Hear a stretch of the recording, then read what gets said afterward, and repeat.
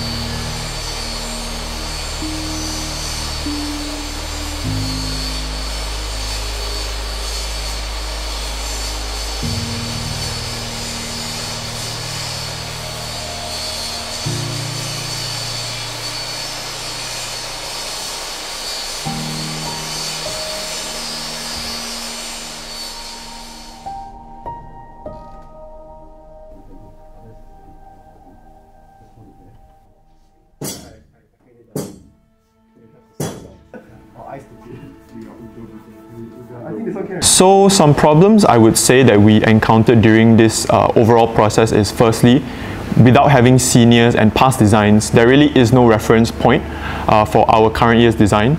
And this means that we're not sure exactly what design parameters we should choose.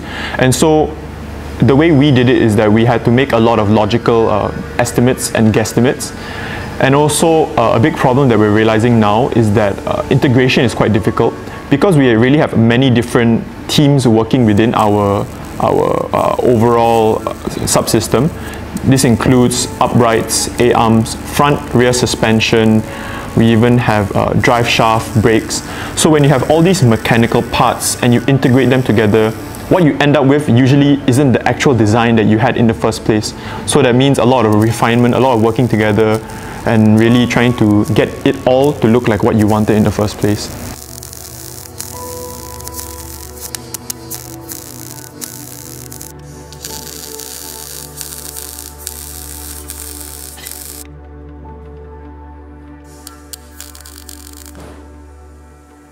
So for our front and rear, we employ a double wishbone system, and we also make use of linkages to transfer the forces to the shock absorbers over here in orange.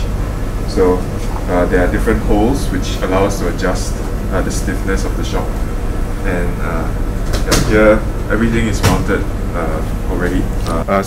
This aluminum component you see here is called an upright. Basically, it connects the wishbones and all the other parts that hold the wheel together. and here we have our brake calipers and our brake disc. So this is what helps us stop the car in time. And this is our wheel hub, which the wheel connects directly to.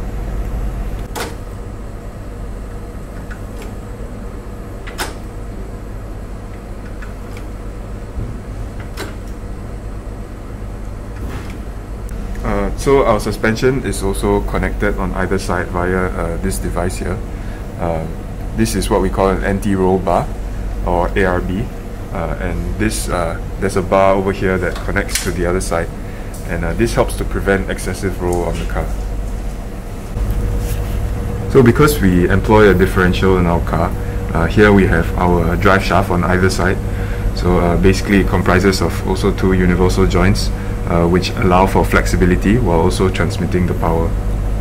Right now I'm just turning the wheel hub, and you can see how even at an angle it's able to transmit the force.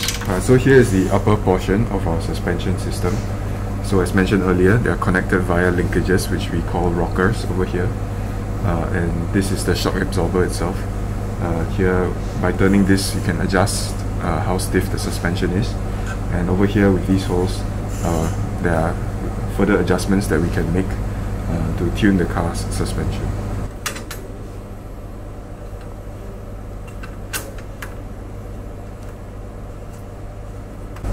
So now I've taken out the spring from the equation, and you can just have a look at how our rocker plates work.